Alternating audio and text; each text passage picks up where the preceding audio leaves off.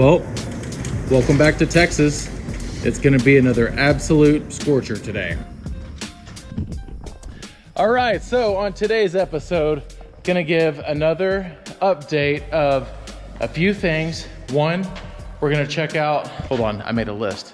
So the things that we're gonna check out today are the property, the cabin we already went over. The shop has some progress. As you can see, the new glass doors, those turned out absolutely epic. I built a bridge. The mezzanine is underway, going pretty good. Gonna show you the updates on the gun range and a little bit of extra property tour stuff. But one thing that I've never shown anybody really is like the family business stuff. So that's about 2 miles up the road from here. And if all of this goes well, I bought a 50 cal BMG. They technically call it a pistol, but I have not fired it yet. I've been kind of nervous too.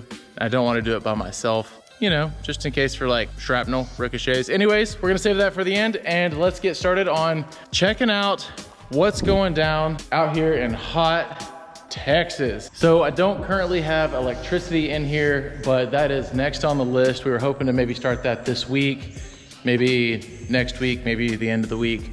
A little uncertain on that. So I turned the Can-Am around and turned on the light bar to kind of light up the area. But over the last week, also I've got some birds living over here above this door, but they'll be grown and gone by the time they honestly need to be gone. Over this past week, we got the mezzanine going. What the plan is gonna be there is we're gonna build a staircase that goes up here, a little bit of a balcony out on the edge. This front section, I say front section, this big middle section here is all gonna be a big game room slash arcade kind of a thing. I've got that like 90s carpet, if you remember from back in the day, like at the pizza arcades and stuff like that. It's like that black carpet with the like triangles and like glow in the dark or black light patterns and whatnot. So that's going in there. I'm gonna be on the lookout for, I guess, some arcade games and really maybe some suggestions of like what should go in there. One of my favorites is skee ball. Probably got to have that one. Pinball machines are awesome. They are, however, very expensive. But definitely open to options. Pool tables are cool, but they take up so much space. So probably won't be doing that. But let me know in the comments if there's anything that's like your favorite. Keep in mind that the ceilings are kind of short on the sides. So like something like skee ball or pinball where you're gonna be standing, you know, 5 feet away from the wall or so, all of that will definitely help. But over here on this side, we're gonna have a drop in. This is gonna be a roll in right here into this ramp. Mobbing over here, boof, off this booter into what you can imagine will be the foam pit. So I did explain on the last video that a lot of this has been inspiration from like Rob Dyrdek's Fantasy Factory back in the day. I was a kid watching that show and just always thought like, dude, like how crazy would that be to have a ramp like that indoors in a foam pit to be able to do all kinds of, you know, stunts and things. I'm a little older now. I'm a lot more out of shape now, but honestly, I think it's the exercise that I need. And a couple of years ago, I gotta add this in because this is my next quest. I have a very serious quest that I would really like to knock out by potentially the end of the year. I have not talked to him about this yet, so hopefully he's down. I mean, it's really just signing a waiver. Anyways, I'm just gonna get to it. A couple of years ago, I rode one of the Nitro Circus, it's like a scooter. Travis? It's gonna be fine. But it's a cooler, like an ice chest cooler, down this big ramp and into a foam pit. Well, the guy that actually rides that cooler scooter in Nitro Circus said that a front flip wasn't possible, or it's definitely never been done before. So, me being extremely athletic, as I am, obviously, look at the physique, I said, I'm gonna do a front flip on it. And I got really close on the first try. that was all I had. That being said, my goal by the end of the year is to finish my ramps and foam pit, and I'm going to build my own cooler scooter, and I'm gonna complete a front flip into the foam pit here. From there, what I wanna do is I want to go to Pastrana Land and do a cooler scooter front flip there, probably into a foam pit as well. But the big goal by the end of the year is I want to go to a Nitro Circus event live, and I want to do, I guess that depends on if they are still having events at that time of the year. So at some point, I want to go to a Nitro Circus event, a live event, running down the Giganta ramp, and I want to do a cooler scooter front flip to an actual lander and hopefully ride it out. So what I'm asking for mainly from Mr. Pastrana here is if I can nail this here, please send me a Nitro Circus helmet, large or size 59, and I want to be on the team for a weekend. I want to do this. I'm serious. I'm dead serious. So anyways, like I said, I haven't talked to him about that yet, and hopefully he's down, because if he's not, well, this was all just a waste. But, you know, why wouldn't he be? I mean, he's the guy. Anyhow, that's the update on the shop, and I gotta show you this bridge. I built this bridge, and it is just the coolest thing ever. Like, it's super cool. Stand by. So when I get the driveway done, it's gonna be a little bit elevated right here, and so all of the rainwater runoff, it's gonna run towards the driveway, it's gonna collect, and it's gonna get sent right down to the shop. So instead of doing like a galvanized culvert or something that's, you know, super generic, I got these railroad cross ties, and I just dug it out. I used the Takeuchi over there. That thing is an absolute tank. We had not had any rain for months and months. The ground was literally hard as a rock. We've got this little ripper right here to pop like mesquite trees and stuff out of the ground. I put that on the front of it and used it kind of like a bulldozer ripper and just started shredding right through here, and then took the bucket, carried it all out, and I've got a little bit of cleanup work over here to do, but check this out. So also, I'm not a bridge engineer, civil engineer. This is absolutely not you know, I'm gonna say certified for like city limits where we live. There's basically no rules. However, this thing is definitely over engineered, and I mean, it's held up my 3/4 ton diesel truck just fine. Doesn't even budge. But so I've got these concrete blocks right here. What these blocks are typically for, or how they're made, is like whenever a concrete truck is washing out and it's got a little bit of concrete left over, they pour them into these molds, and they're like these stackable blocks. You can build like a retaining wall. There's a million different uses for them, and it was really just going to be waste. So they sell these things. They're, you know, 125 bucks a piece. I've got 3 of them on each side, and then I laid the cross ties all the way down each side. They're locked in and secured. I did some cross ties running laterally here all the way across, and then boom, laid these all across here. And I will tell you, that was some of the absolute most physical labor I have done in a long time, because each one of those weighs seriously probably 200 pounds. The ones that are like still extremely soaked in creosote, way heavier. And the first section over there went really good, no problem. Second section, there were 2 of the cross ties. They were a little bit different in height, and so twice I laid all of these, had to pull them up and lay them back down, because, well, honestly, it has to be perfect. It would just drive me insane if it wasn't perfect for the next however length of time. So that's what it is, and it's basically a forever bridge. I'm gonna have to do something else, probably either another one or divert all of the water for the rest of the hill here to go out past the shop and to the back. There's a creek that runs all the way around the back side, so I just got to get it off at least to the creek. And one piece that I absolutely have to include here is the Takeuchi TL12 V2. from my guys at Central Power Systems and Services. Now, the Central Power folks have been on board with the racing this year, and they have also helped with the support of the Takeuchi TL12. This thing is bad to the bone. Let me tell you about it real quick. If you're into this, you're gonna love it. If you're not, it's not gonna be so long that you can't stand the extra few seconds of it. However, we've had different brands and sizes of skid loaders basically my whole life, and we always get the biggest one that whatever that manufacturer is makes.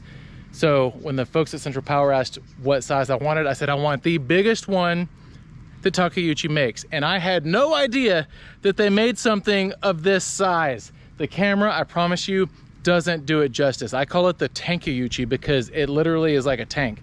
This thing has absolutely no boundaries. You know, like some equipment, you may be pushing the blade down, you're digging, and it starts bugging, and it stalls out, and the engine dies. This thing, once the RPM kind of drops a little bit, it says, "Not today."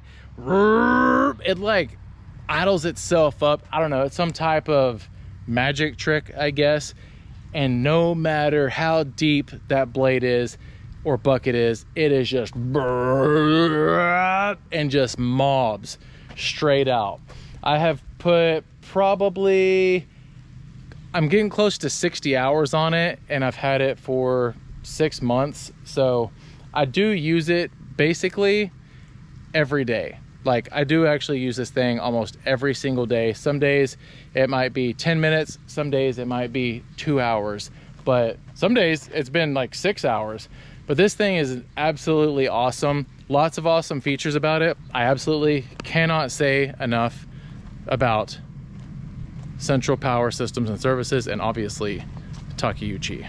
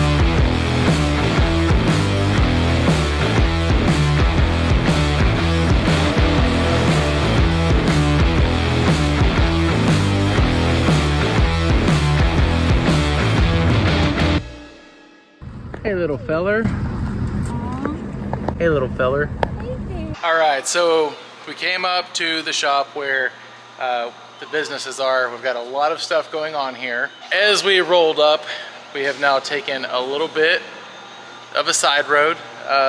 There have been some foxes on the property that we've been relocating.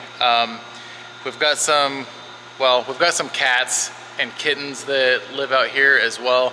And we figured the foxes are probably potentially eating the kittens. This isn't like the greatest place for a fox to live anyway, so what we've been doing is I've trapped 2 of them so far. There's at least 3, and relocated the 2 down to the cabin where we're building.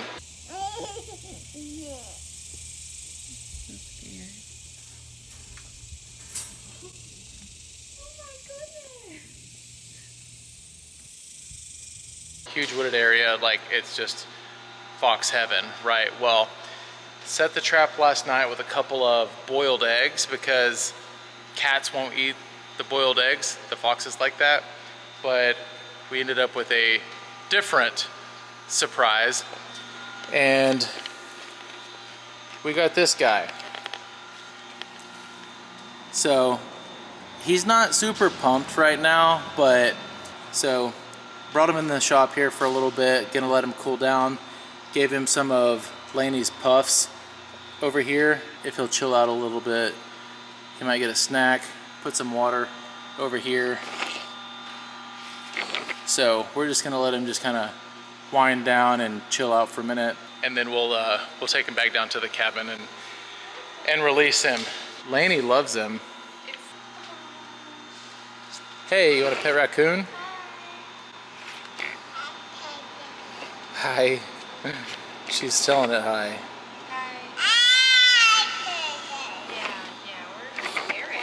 So we'll do kind of a quick run through of what we've got going on here. As you have seen the signs out front, we've got the axle company, we have an oil and gas company, and I'm starting to get into building trailers. Starting at the top, the axle company, that's pretty new to us, but what we did is we actually developed and patented some new axle technology that's totally changing the game. The company is called Alamo Axle.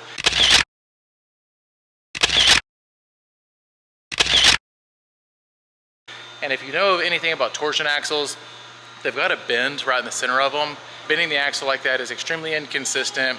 They're all over the place, and there's just nothing that makes the axles completely aligned and true. So what we've done is we have patented some new technology that takes that bend out. We machine that geometry into some of the axle components. So we've got straight axles, and when they're loaded, you still get the same effect, but everything stays extremely more aligned, better wear on the tires. It's flat out just the greatest thing since sliced bread, to be honest. Kind of surprised nobody did it first, but we did, and well, there you have it. This side, can't show a whole lot on camera, but this is our oil and gas stuff. We're loaded with CNC machines in here. For the most part, we are just a subcontractor. We don't actually build any of our own very specific products. We do build these flow line products for some of the absolute largest oil and gas companies in the world, which works good for us because we don't have to have like a sales team and warranties and stuff like that, which obviously now getting into the axle business, there is a little bit of that. But this side of it, it's pretty sweet. I'll show you. So the working pressure for this oil and gas stuff that we build is around like 15,000 PSI. If you're familiar with the oil field, you're very familiar with what these parts are. Again, I don't want to show much detail of them on camera because they are not technically our products. They are customer owned.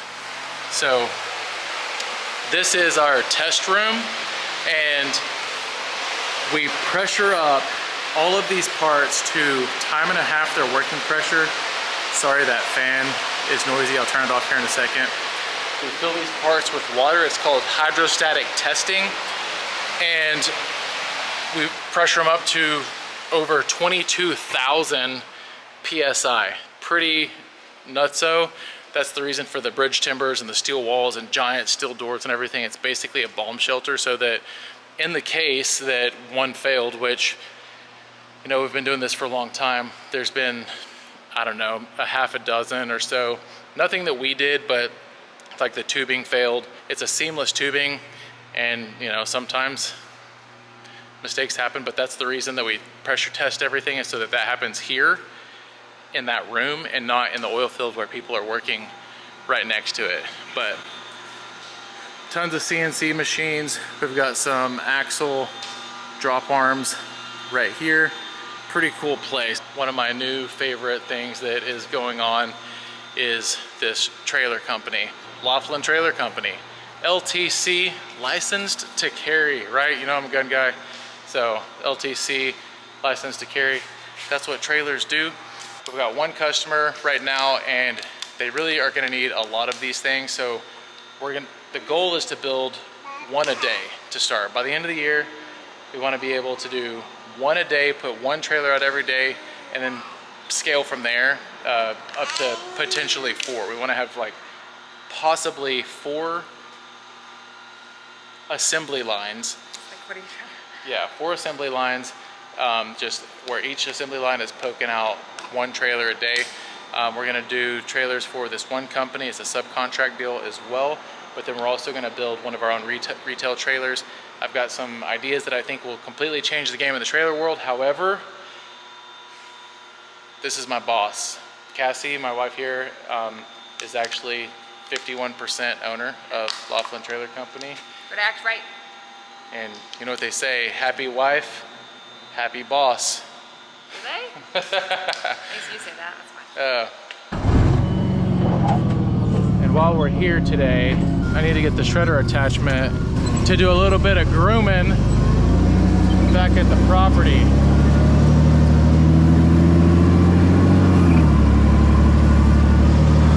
Two-speed Toyota, oh my gosh.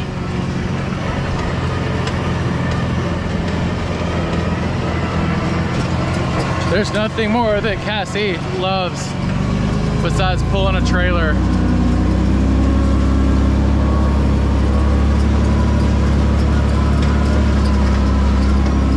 A little bit of sarcasm there because she definitely is not a fan. This thing is actually ridiculously heavy. I'm not backing it up. So I sent Cassie on her way to figure out how to get the trailer turned around. She's probably gonna be mad at me. No, I'm not backing it up. I have to back it up. This is so, I'm not using, oh, see, I knew this was gonna happen. We're gonna be here all day. I hope you are ready. Oh, whoop, this is not good. Why do I get put in these situations? Oh my gosh, I'm doing it. Oh my gosh, I'm doing it. There's only one real way to learn how to do it, and sometimes it's just being put in the situation to just do it. But sometimes you just have to be thrown in the fire to figure it out. So, yeah, we'll see how she is when she gets around here. Because I guarantee you, she's gonna figure it out one way or another. She did it. All right, wrapping it up here. We're gonna get our little raccoon buddy back to the wilderness. Emma's gonna watch Lainey? Yeah. Okay. Hi. Hey Bubba, welcome to your new home. Country living right here. What if he runs out, turns the corner, and just mauls us? There you go.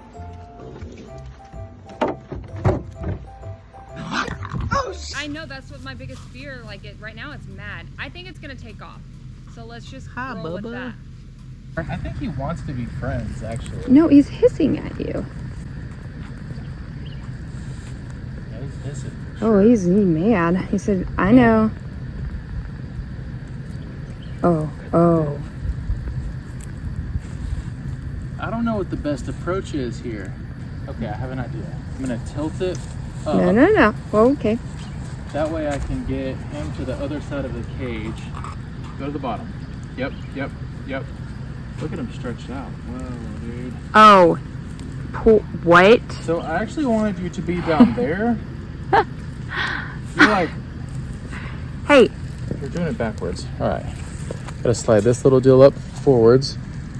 Yep, okay, okay. So far, so good.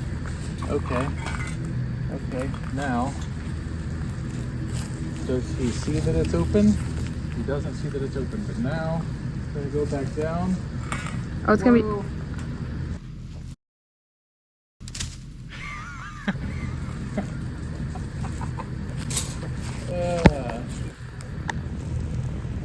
Let's see if he stops and looks back. Not a chance. No. Not a chance. Oh man. Well, that was a curveball for sure.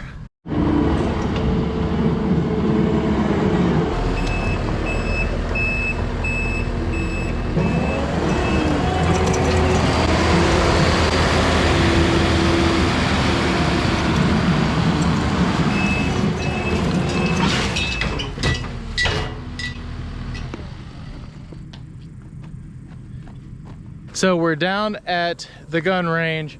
I've done some updates on social media, Facebook, Instagram, on the different phases that this thing has been. Started off with one container, pushed some dirt up, got another.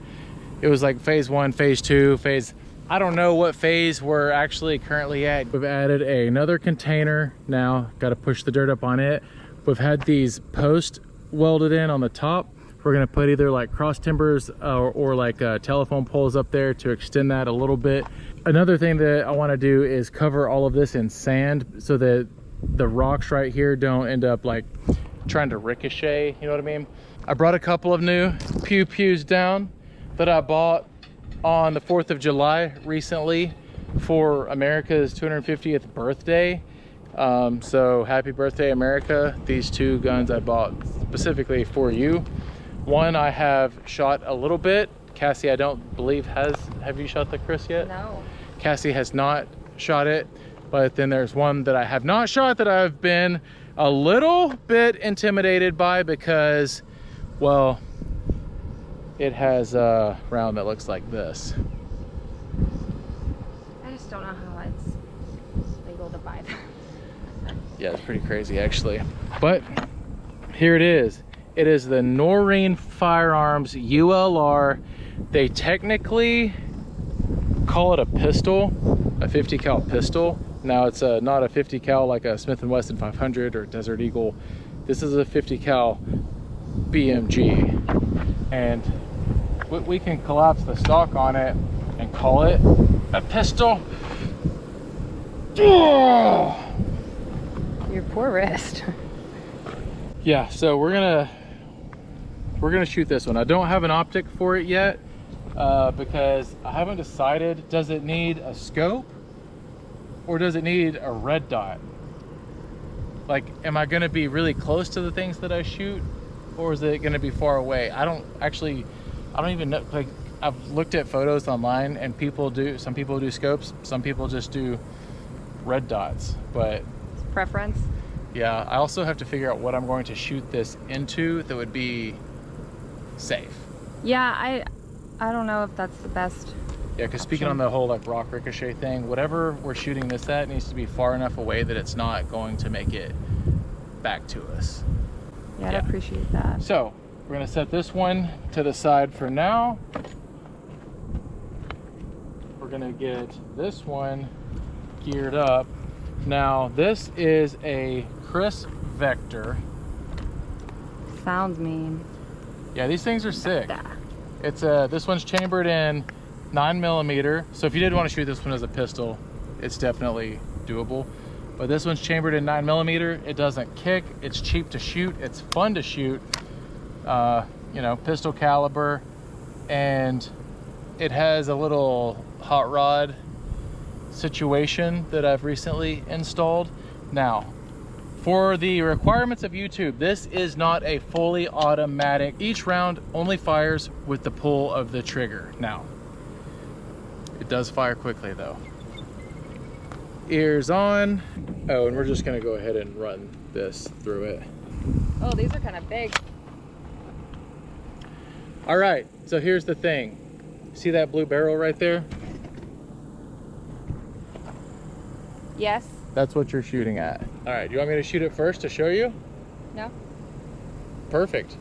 So, turn your red dot on. Turn it all the way up so you can see it as bright as possible.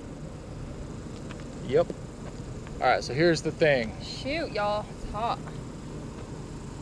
You're going to push this button, it's gonna load the round. When you pull the trigger, it's gonna go off.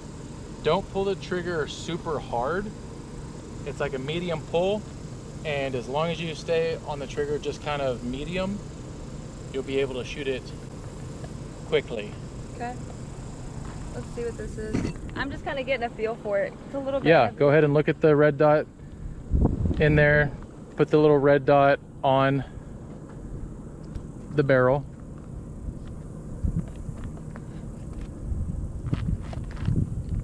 Yeah. Yep, you like it? Yeah, it feels good. Okay, now push the button on the side to load the round.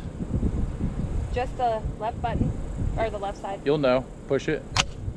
Boom, it's loaded. Now when you pull the trigger, it's going off. Oh. Yep. You good? Yeah, that was so sick. Oh my gosh. Okay, just one more time. Can I do it? Yeah, absolutely.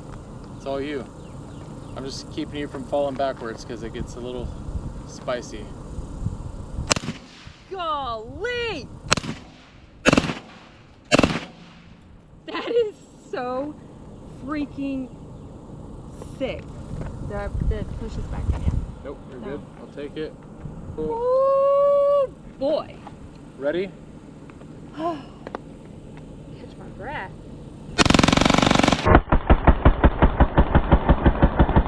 Oh my gosh. What? Yep.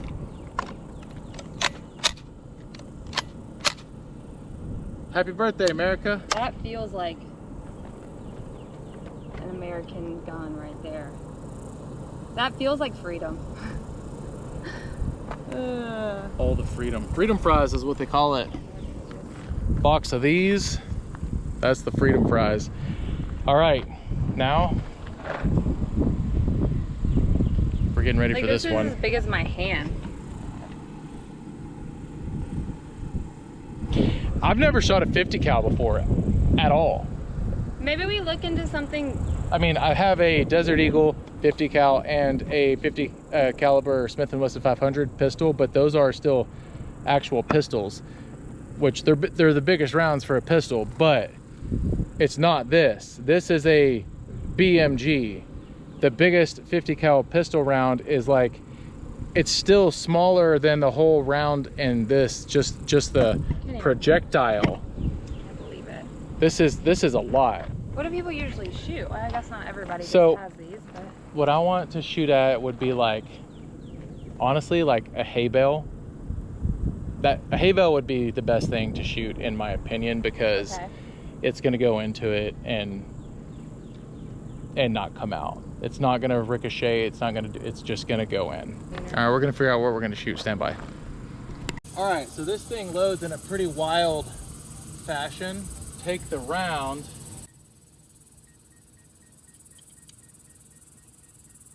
And you stick it into the bolt.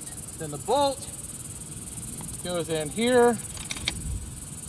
All right, bolt is rolling. There is no safety on this gun. Oh my gosh, I am like legit nervous. Shoot, I'm holding it by. Oh, I've never shot a 50 cal in my life.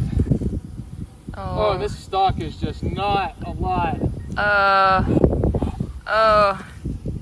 Do I hip fire it? Some people hip fire it. Pa, No. pa, pa. I think I'm liking this idea better. What? Gosh dang it! I'm more nervous than I've ever been. Happy birthday, America.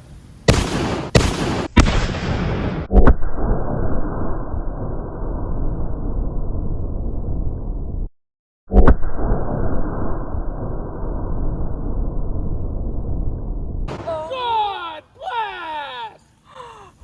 Woo! Oh my gosh! What? Woo! What do you mean? Oh no. My bipod fell off the cliff.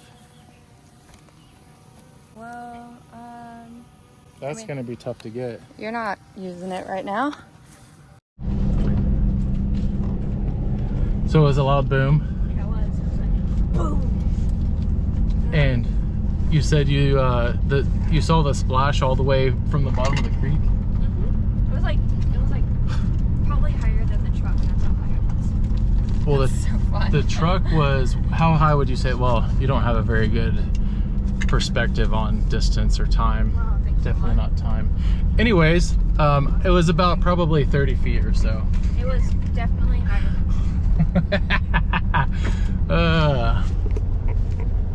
It's hot. All right, back at the casa. Long day, but a good day. Shot a 50 cal. That was the highlight for me, personally. That was epic. How about you? Yeah, I'm gonna need one of those. Kinda, please. Also, then we ended up going back to get the bipod that fell.